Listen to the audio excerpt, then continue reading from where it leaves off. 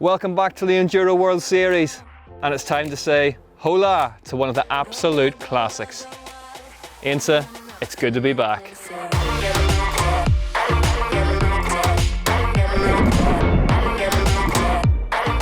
Well, we all have our favourites, don't we? And to be fair, this place is one of the Enduro World Series absolute classic venues. We haven't been here since 2015 when it was, let's just say, slightly inclement. But since then, both the teams and the riders have been aching to get back. Now, this 11th century fortified town has seen its fair share of battles over the years, and the most recent was fought on Friday night at the Untimed Prologue event.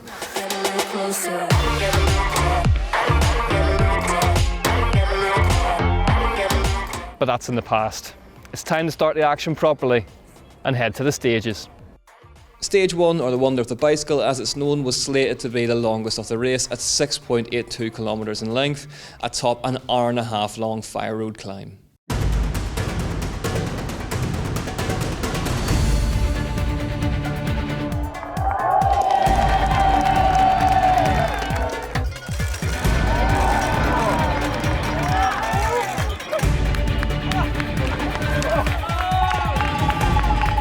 How was first stage today? Hot. Really hot.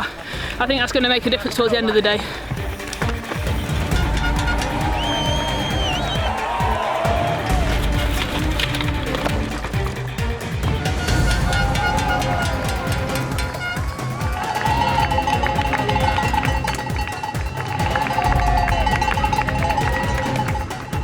The first goal of the day was not to be catching up by Cecile, which was okay.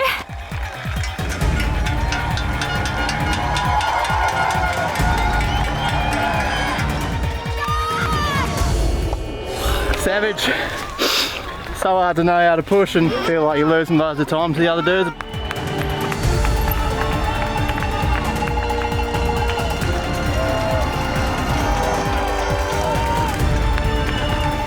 Yeah, I catch Florian and it was really dusty, so did a very good top, but the bottom was so dusty, so I think I lost a little bit of time.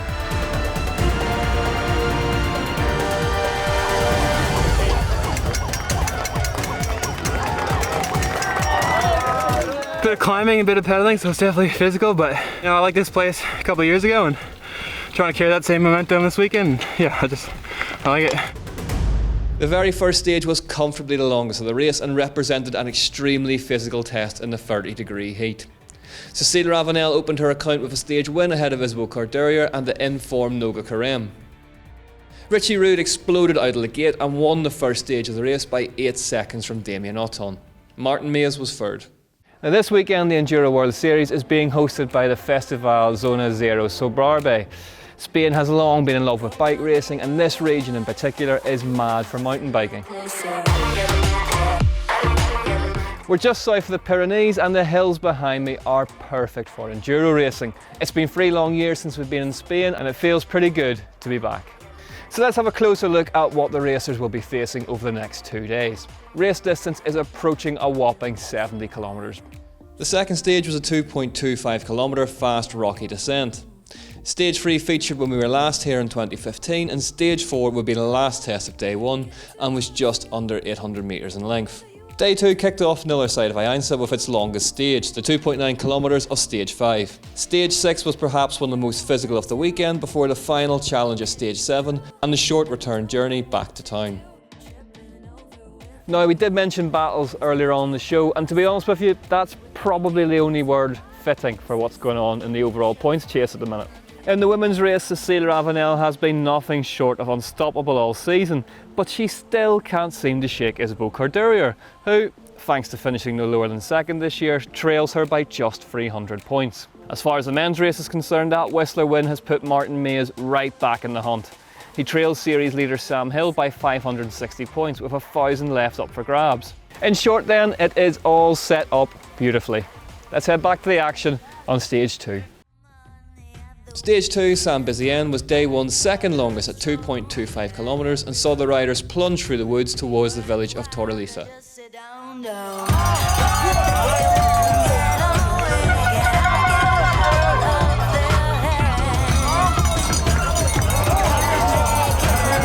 I think this is the most physical race we've ever done.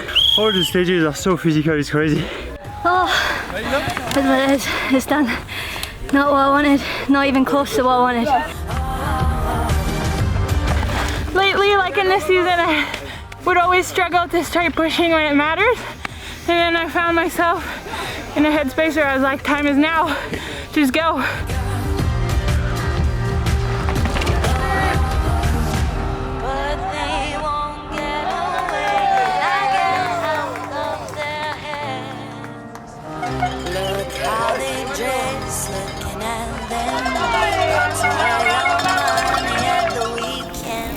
Sam, flat whereabouts in stage? I need to start. So I had it pretty tough. Definitely gonna fix that now and keep charging. Just an average day out. Nothing good to talk about so far.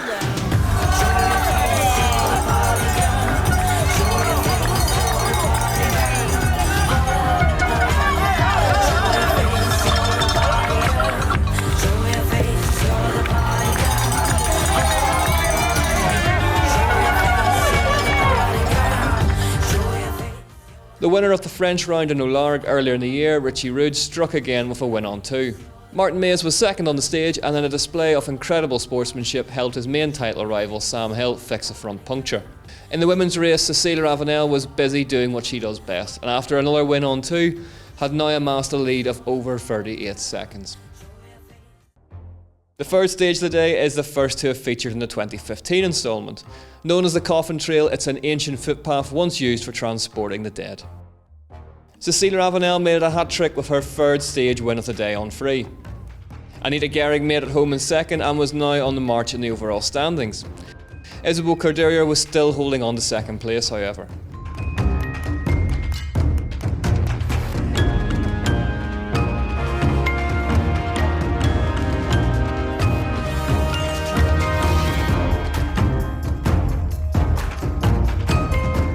Richie Rude was clearly enjoying himself, and a happy Richie is a dangerous thing.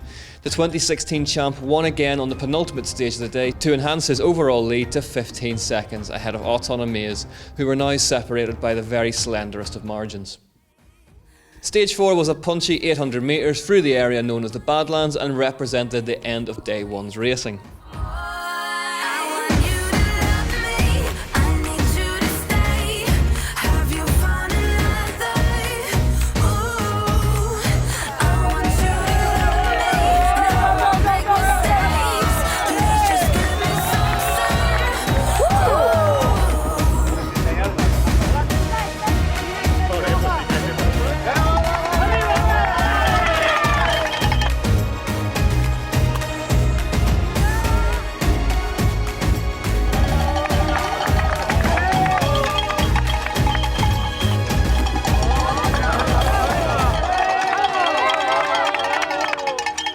It was a tough day with the 2 first stage and 2 first transfers, but after stage 3 and 4 was pretty good.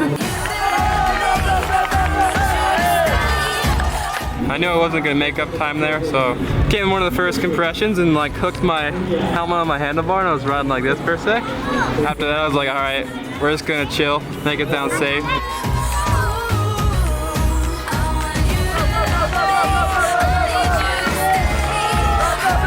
It was really good. I like it. I'm really fast. I'm good. Top 10, it's okay for me. I'm feeling good with my bike and amazing with the crowd. I took no race, so yeah, it's gonna be good. Yeah, it was a good day for me. No mistake, just a solid day on the bike. It took me a while to adapt my speed coming from the 2 downhill races. Tomorrow is another big day, some physical stages. I'm currently second, so everything is possible. Martin Mays, second in the title race, won the final stage of the day, propelling himself up into second in the overall in the process. Richie Rude's lead was a not insurmountable 12 seconds at the end of 41 kilometres of riding and racing. Kevin McKell was third in the stage and sitting comfortably in fourth in the overall.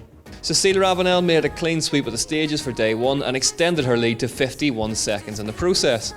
Isabel Corderier was holding station in second, and Andriane Lanfian-Nadeau rounded off an impressive day in third.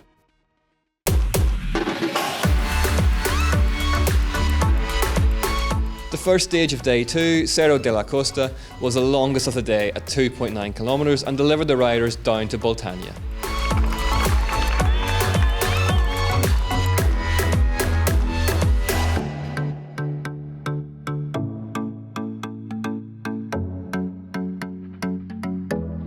Yeah, it was really fun. I mean, good to warm up the upper body. That one's like really physical, so lots of little rocks that can really catch you out, so you have to be so careful.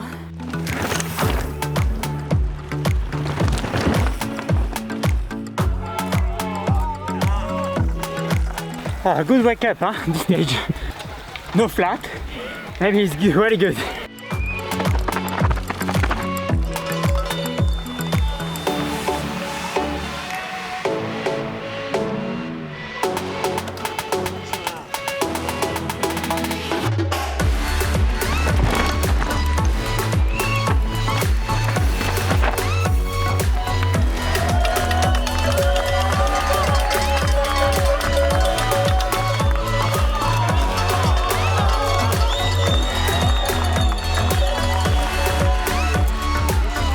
I hear so many times my rims, so okay, I say slow down a little bit.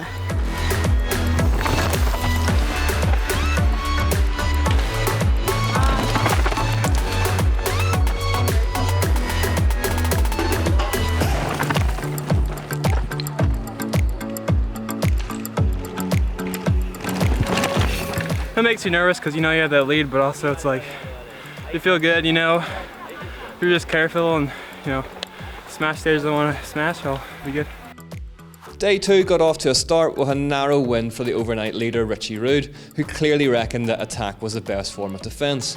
Cecilia Ravenel seemed to be of the same opinion and won the day's opener, and the results of which mirrored the overall, with Corderia and Lanfia-Nadeau in close contention. Stage 6 was famously flooded back in 2015 and represented one of the most physically demanding tests of the weekend.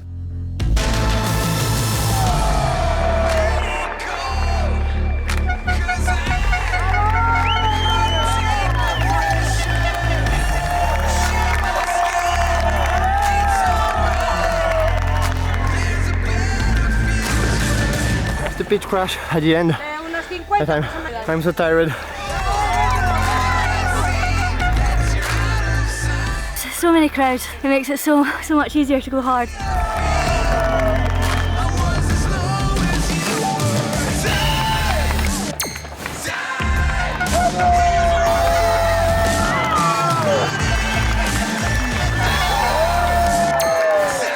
It's going pretty good, I'm having a lot of fun, stages are good. Even though they are really physical, we need to push so hard in these climbs.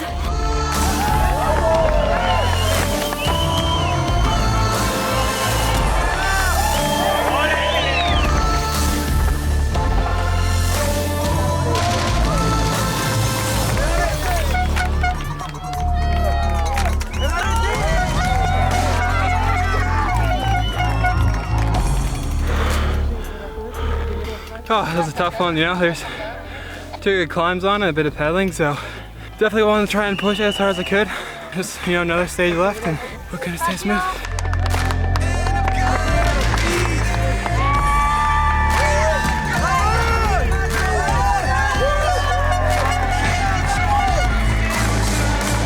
Yeah, I'm ready for it, you know, it's been a very long weekend with a lot of pedaling on the transfer and a lot of pedaling on the Liaison. Whilst he may have been tired, Martin May is still 1 on 6, which brought the gap to Rude down to just 8 seconds. Portugal's Jose Borges was 3rd in the stage and was now up to 5th in the overall. The penultimate stage of the weekend saw Isabel Corderia take the win, ending Cecilia Ravenel's undefeated streak of 11 competitive stage victories. 3rd place went to Lanfia-Nadeau, whose grip on a podium spot was now looking secure. Could Mays reel in Rude? Stage 7 was to be his last chance to do so. The final stage of the weekend was 2.35 kilometres in length and brought the riders back towards Ainsa itself and the finish line.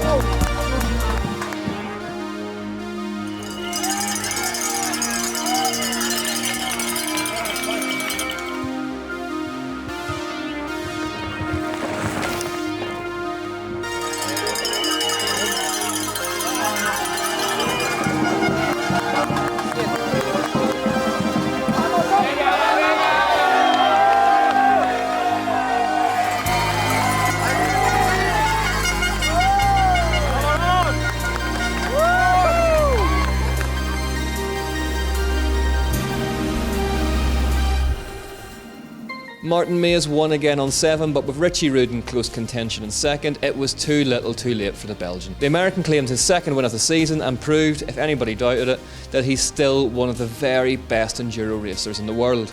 Any hopes of Mays stealing a march on the title leader were extinguished with a quietly impressive salvage operation from Sam Hill, who rode his way back from 128th after stage 2 to 11th. Auton was third ahead of great performances from Kevin McKell and Florian Nicolai.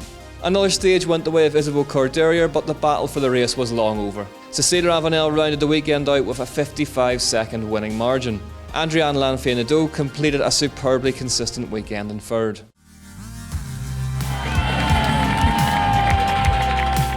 Damien, right at the sharp end of the race all weekend. Happy with your performance?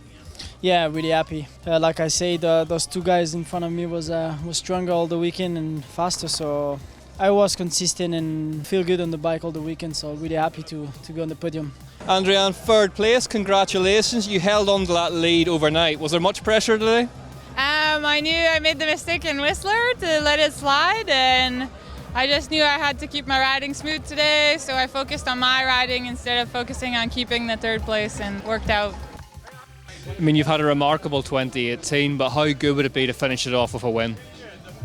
Yeah, obviously I've been, racing a bit of downhill the last couple of weeks, so maybe I've lost a bit of fitness, and I kind of took this race as a training maybe to be very strong for finale. And I think everything happened for a reason, and I think Richie really pulled it off for Jared Grave this weekend, and we're all with him obviously.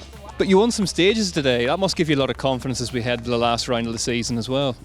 I was really surprised to win these two stages because they were a lot physical, and usually I quite struggle on this, so definitely work pays off, so I'm pretty happy with that, and yeah, it gives me confidence to go to finale because I know it's also quite physical there.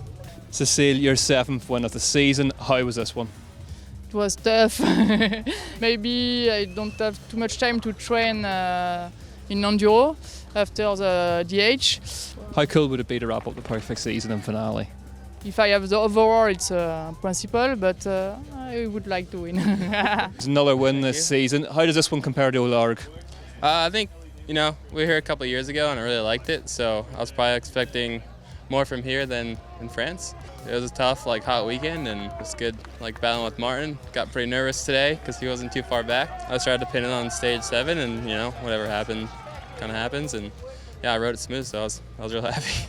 And this is what that all does for the overall point situation as we head towards the final round. Cécile Ravenel and Sam Hill have both all but defended their titles and are both largely in charge of their own destinies come finale. Second place in the men's will be coming down to the wire between Martin Mays and Damien Auton, however, and that third place spot in the women's remains wide open too.